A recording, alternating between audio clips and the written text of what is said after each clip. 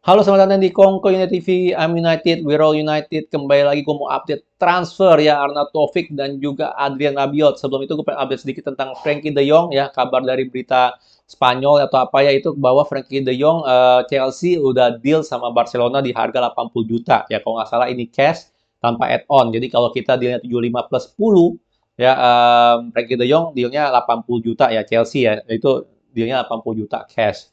Ya, kalau gue melihat semakin lama saganya Frenkie De Jong ini semakin apa ya, semakin kayaknya semakin menjauh dari Manchester United ya.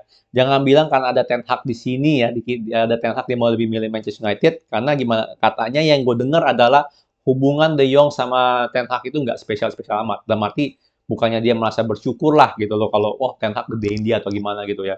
Bukan kayak Ronaldo sama Sir Alex gitu kan. Dia kan masih respect 100%. Ya ini enggak. Jadi kalau untuk dia pindah ke Chelsea menurut gue sih mungkin banget ya. Chelsea perlu banget ini midfield ya karena Kante udah mulai tua, Jorginho udah mulai tua dan Kovacic ya dia masih di beberapa level lah di bawah Kante sama Jorginho dan problemnya juga Kante musim lalu banyak cedera makanya dia perlu Frenkie De Jong. Gue bilang perlu banget. Dan Frenkie De Jong kalau seandainya dia mau prioritaskan Champions League dia bakal pindah ke Chelsea. Dan sekarang ini sih gue melihat dealnya semakin menjauh ya dari Manchester United.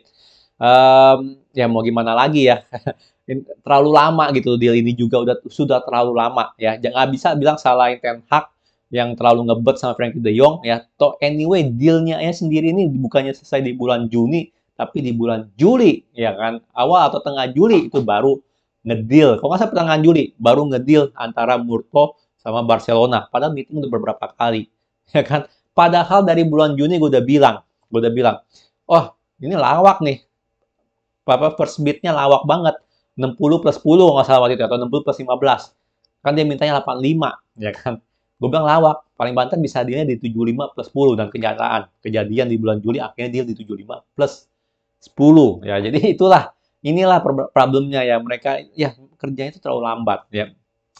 Anyway Frankie De Jong ya saganya sih gue nggak mau ngomong banyak lah tapi saganya sih menurut gue sih kelihatannya semakin lama semakin menjauh dari kita ya bahkan sekarang kalau nggak salah dia dengan Barcelona sendiri mau legal battle lah ya dia mau mau ke pengadilan katanya ya tapi ya udah kita nggak ngomongin Frenkie De Jong hari ini kita ngomongin Anatovic dulu ya jadi Anatovic kemarin setelah gue bikin video ya akhirnya ada Fabrizio Romano nge-tweet update dia bilang kalau Anatovic nggak bakal sign untuk Manchester United karena kita udah mundur.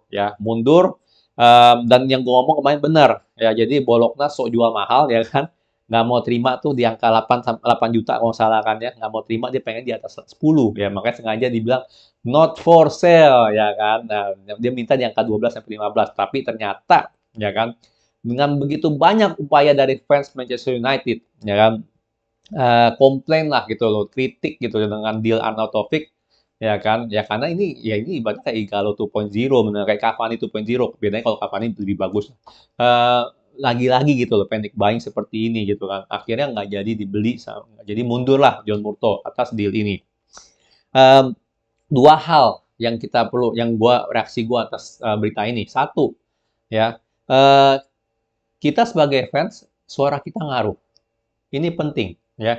Kenapa? Karena di bulan Juni gue ingat banget tuh pada saat gue kritis John Moore tuh habis-habisan ya kan. Adalah pecinta jus ya, pecinta jus pada ngomong ya kan. Ya ilah, ya, ngapain sih kok baik begitu banyak ngeritik-ngeritik orang gitu kan ya. Kita tuh cuma fans, cuma ngedukung doang dari Indonesia gitu loh. Ngapain kita? Dan ternyata faktanya adalah ngaruh ya.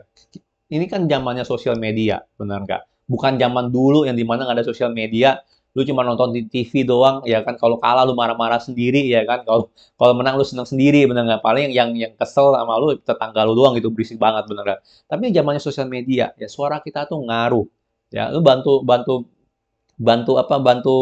Eh, bantu viralin tagar di Twitter misalnya kan kayak tadi siang ya ada viral tuh Murto out sama Richard Arnold out atau apa lah gitu kan ya kan Arnold out lah nggak salah ya lu kalau bisa kalau lu bantuin tagar-tagar seperti itu suara lu tuh ngaruh dan terbukti di deal ini ya kan karena ya John Murto panik buying kemarin panik banget gitu kan setelah kalah ya kan terbukti dia dia lihat wah backlashnya gede banget nih nggak bikin fans Manchester United seneng. Akhirnya dia back off dari deal ini. Ya, by the way ngomongin soal tagar John Murtough out sama Richard Arnold out, gue nggak setuju sama sekali ya, 100%. Dan sorry nih, gue harus klarifikasi dulu nih ya. Oke lah, gue bener karena bursa transfer ini nggak bagus lah gitu kan, dan mereka kurang kompeten. Cuman gue percaya oleh kesempatan. Ya, jadi gue walaupun gue banyak kritis gitu ya, jadi lu pasti mikirin, wah lu nggak konsisten kok, bener nggak dari kemarin lu kritis habis-habisan, masa lu nggak mau John Murtough out, nggak mau Richard Arnold out? Enggak, sekarang pada detik ini gue nggak bakal teriak Murtough out atau ya Richard Arnold out ya, karena gue percaya akan kesempatan ya. Oke lah, gue merasa dia muridnya Woodward segala macem, tapi bukan berarti mereka nggak bisa belajar, bukan berarti mereka nggak bisa berubah, benar nggak? Bukan berarti mereka nggak bisa menjadi ya Dove yang bagus atau apa gitu ya, walaupun menurut gue sih kita perlu yang berpengalaman ya, tapi anyway dia udah jadi Dove kita ya, kita dari kemarin perlu Dove banget, benar nggak ya, kita kita kita lihat aja gitu loh sifatnya gimana ya. Jadi walaupun gue kritis banyak, tapi gue percaya akan kesempatan ya, cuma bukan berarti sekali lagi kalau dia dia performa jelek kita nggak ngomong gitu kan, benar nggak ya kan, makanya gue ada YouTube channel juga, makanya gue ngomongin ya, makanya gue kritis ya kan, gimana nih kok transfer kayak begini ya kan, bahkan Ronaldo aja udah sampai kecewa benar nggak atas transferan ya, karena faktanya seperti itu, kurang ambisius, kurang gesit, kurang kurang semuanya gitu kan, dan mereka harusnya belajar lah benar nggak dari Woodward sebelumnya gitu loh ya kan, apa sih yang bikin fans Manchester United nggak seneng gitu loh, jangan diulangin lagi, jangan lu sama aja gitu loh, benar nggak, pakai template-nya Woodward gitu loh untuk transfer. Ini sama aja gitu kan, apakah cara muka baru cara lama, benar nggak? Jangan. Ya lu muka baru is oke, walaupun dari internal Manchester oke, tapi lu harus berubah gitu, gaya lu harus beda. Ya kan? Gaya lu harus beda, jangan pakai gayanya Woodward lagi. Ya, itu aja sih yang gue bisa bilang. Tapi kalau untuk out sih untuk sekarang ini sih gue belum. Gue nggak ngomong Murtough out, gue nggak ngomong Richard Arnold out ya. Ya sorry aja nih, ya tapi emang itulah. Ya karena anggapannya kayak Ole lah, benar nggak? Ole gue nggak langsung teriak out gitu aja sih, benar nggak, gue nggak langsung teriak, gue berapa tahun tuh gue bela dia sampai detik-detik berapa ya, detik-detik akhir dia lah baru ya sebulan terakhirnya dia lah baru gue teriak, nggak salah gue lupa. Ini gitu ya untuk Ana Taufik, udah kelar saganya, Bologna mau jual mahal, tapi akhirnya ya dealnya off ya. Jadi ya syukurin lah Bologna, sok-sokan udah umur 33 begini mau jual mahal bener. Oh ya, yang kedua yang perlu diambil dari Taufik ini adalah ya tetap menurut gue sih kita perlu striker ya. Gue setuju sama pertanyaan Erik ten Hag, kita perlu striker, kita perlu midfield, kita perlu central defender. Central defender udah dapet. Cuma kalau disuruh milih striker sama midfield, menurut gue prioritas jauh lebih di midfield. Karena kita nggak bisa ngeliat McFred lagi, ya kan, dan nggak ada backupnya McFred gitu, maksudnya nggak ada tinggal McFred doang, sisanya James Garner, bener nggak, Iqbal ya, which is menurut gue mereka harus dapat kesempatan, tapi tetap aja mereka belum ready ya, kita harus ada pengganti Pogba sama Matic, ini lebih penting ya. um, Kecuali ya tiba-tiba Ronaldo keluar gitu kan ya, kecuali, tapi tetap aja gitu ya, standar Ronaldo stay pun kita tetap perlu striker ya, jadi kita perlu cari itu loh, yang bahkan ada keluar kan setelah Arnautovic mati dealnya kan, ada isu keluar Morata, benar nggak? Jadi kita perlu gitu loh, kita sangat perlu striker, sangat perlu midfield. Ya awal-awal kita udah ngincer banget Darwin Núñez, akhirnya kelepas ya kan. Sesko kelepas. Ya walaupun ini kelepas ya udah gitu, tapi ya kalau kita perlu cari gitu striker. Ya jujur sih kalau kayak Arnautovic ini ya, ini deal di bulan Juni gitu, tiba-tiba kita mau beli Arnautovic, makanya udah gue kritik gitu loh. Cuma karena sekarang lagi penting banget kita cari striker, gue sih ambil siapa aja sih kalau gue bisa bilang sih ya. Ya sama, jangan jangan ini lah, sama masih masuk akal lah harga sama sama gajinya gitu loh. Karena ya udah cukup telat, ya kan? Udah cukup telat gitu loh. Nah, ya udah mulai gitu loh, liga udah mulai, udah kalah lagi. Ya kita kehilangan 3 poin karena nggak kompeten dalam transfer. Itu adalah fakta ya. Oke, untuk Taufik itu jadi dua ya, kita perlu iniin. Satu, menurut gua tetap perlu striker, tetap perlu cari.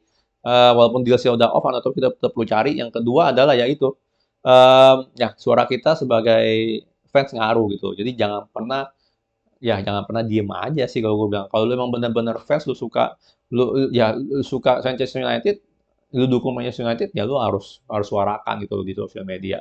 Ya, oke, kita ngomongin Adrien Rabiot sekarang ya. Adrien Rabiot, jadi kelihatannya sih udah ya, kalau dari soal harga sih menurut gue sih harusnya udah bisa deal lah dengan Juventus, itu harusnya nggak masalah. Cuma masalahnya adalah sekarang nih gaji ya, gaji dia dan juga ngomongin gaji nanti dulu deh. Tapi semenjak berita gua kemarin banyak yang nggak setuju dengan Rabiot ya. Oke lah, gua ngerti ya, gua ngerti banget dengan dia ini orangnya kayak ya kayak apa ya, kayak toxic atau troublemaker lah. Oke. Tapi sekali lagi gue udah bilang barusan kan ya, pas Ano Taufik.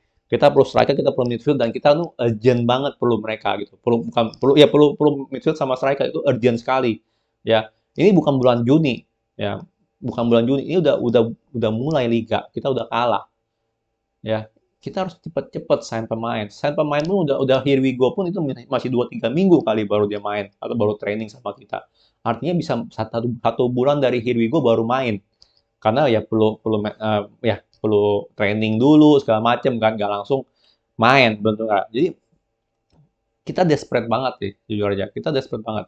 Jadi kalau menurut kalian, statistiknya McFred sama Rabiot hampir sama, tackle-nya segala macam dilewatin orang atau apalah ya, statistik defending-nya lah ya.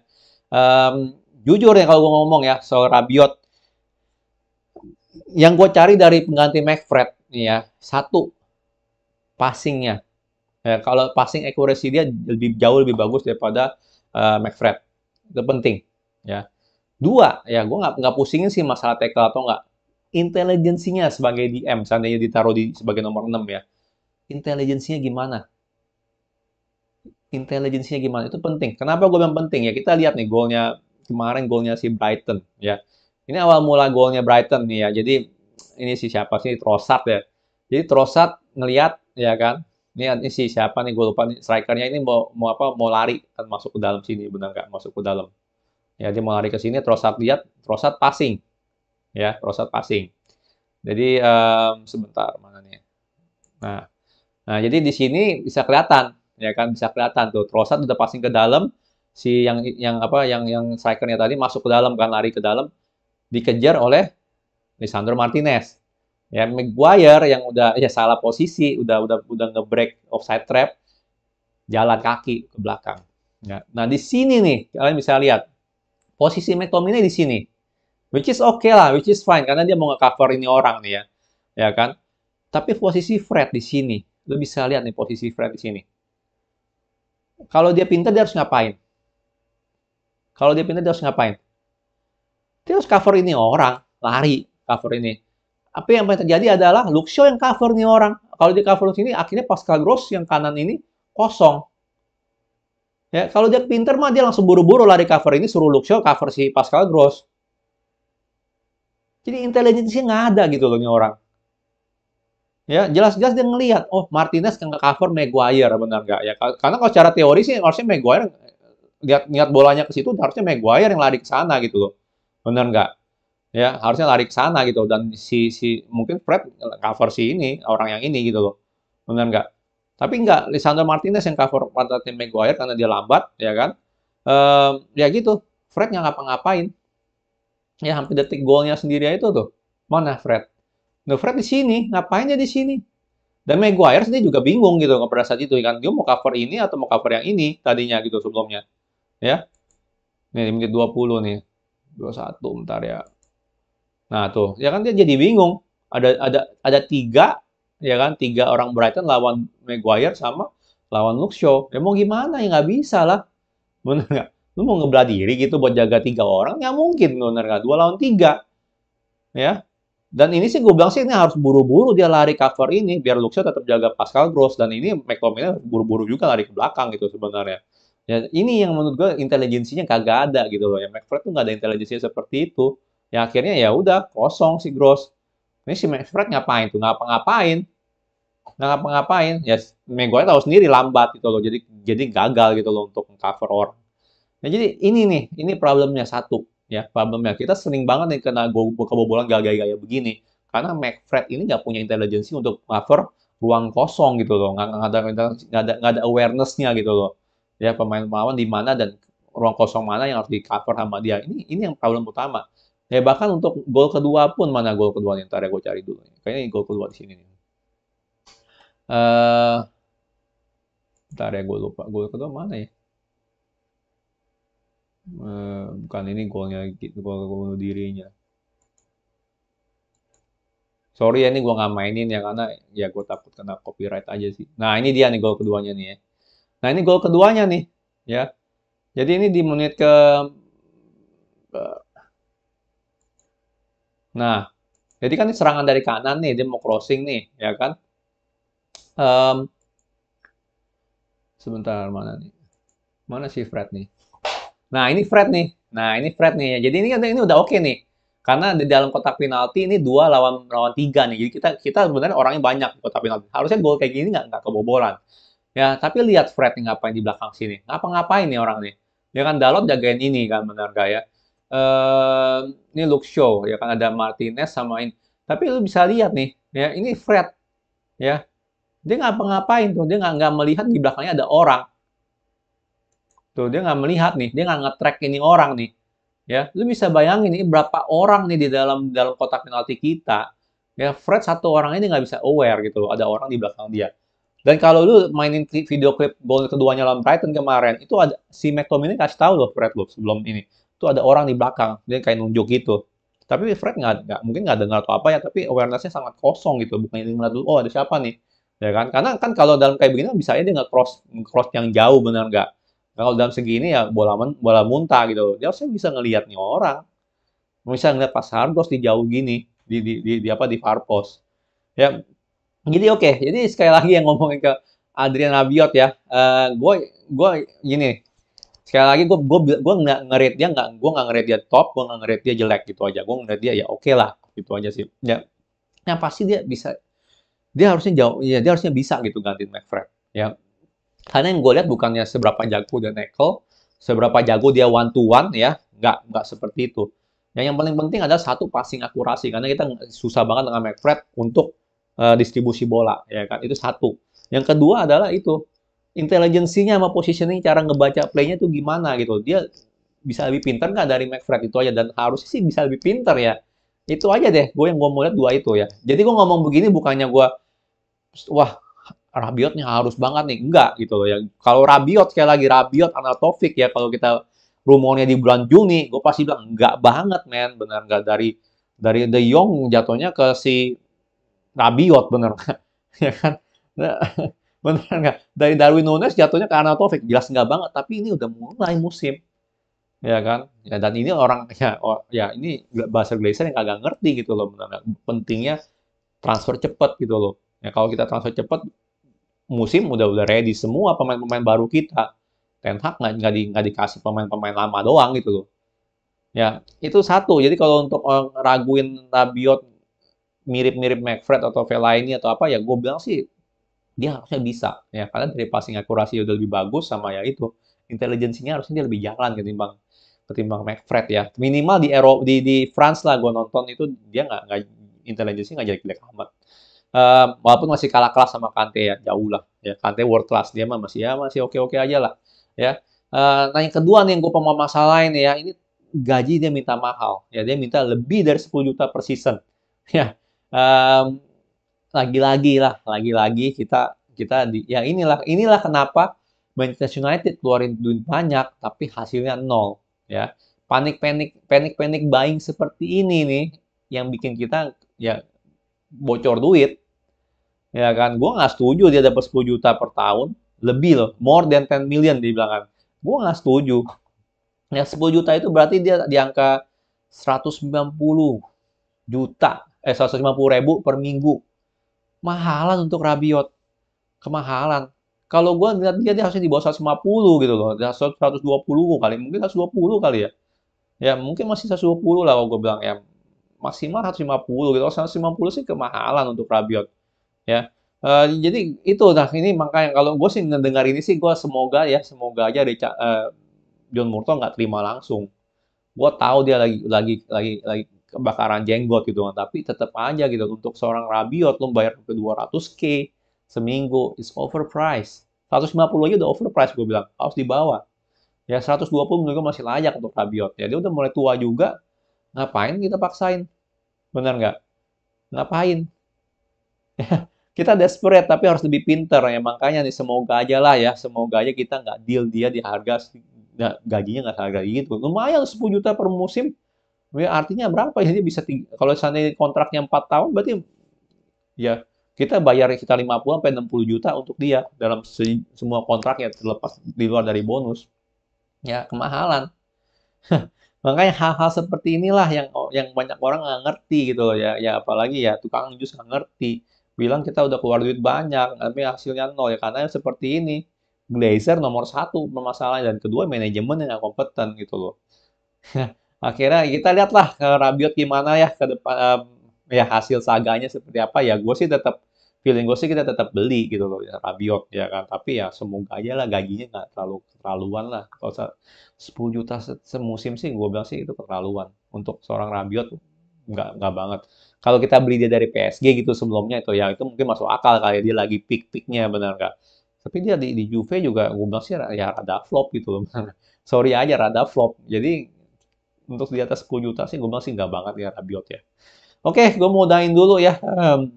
Gimana menurut kalian tentang saga Rabiot nih ya? Setuju nggak sama analisa gue dalam arti kenapa dia bisa gantiin McFred ya? Karena ya gitu ya, gue bilang passing akurasi paling penting. Untuk mencari pengganti McFred itu aja passing akurasi penting sama itu intelijensinya jalan nggak sebagai DM itu deh yang gue bilang sih yang harusnya sih lebih bisa lah daripada McFred itu. Ya, oke, gue mau udahin dulu videonya ya. Semoga aja ada. Oh ya, ngomong-ngomong soal rumor banyak banget ya. Gue nggak mau ngomongin satu-satu ya dari Sergei lah, dari Morata lah, bahkan siapa Ismail Assar juga keluar lagi tuh dari Watford tuh. Jadi ini udah panic buying nih, udah panic mode nih ya si John Murtough. Jadi kita bakal lihat lah, bakal ada pembelian harusnya ya. Mungkin dia bakal jor-joran ya, tapi semoga nggak bego lah gitu loh ngeluarin duitnya gitu ya. Um, apa namanya gue nggak bisa komen banyak ya mana yang benar segala macam ya karena ya gitu kalau lagi panic buying gue rada susah untuk nilai nih mana yang ya siapa gitu sebenarnya targetnya si John Murtough karena ini pasti lagi di apa ya instruksinya pasti instruksi MU ya PR MU ke media gitu oh tolong banyakin deh rumor-rumor pemain deh yang mau dibeli MU biar biar nggak kebakaran biar biar biar fans tenang gitu loh bener. Nah ini lagi kayak gitu cuman kalau gue bilang si Cody Gakpo sih kemungkinan besar itu rumor bener ya tapi ya Cody Gakpo mau join ke kita itu tergantung ya PSV bakal lolos champion atau enggak sih gitu aja sih dan sekarang ini sih dia masih lolos sebenarnya terakhir lawan Monaco kan kalau salah ya dia masih masih menang gitu PSV ya kalau dia nggak lolos champion menurut gue sih kita bisa banget ngesain Cody Gakpo ya kan harganya murah juga 35 kenapa nggak sebelumnya coba ya ini gue bingung loh kenapa nggak sebelumnya coba kita dapetin ngeliat Cody Gakpo gitu atau apa ya kan tunggu kayak begini aja baru ada plan B untuk De Jong gitu plan B untuk striker benar nggak inilah ada oke gue mau udahin dulu video ini ya kalau suka jangan lupa like subscribe and thank you for watching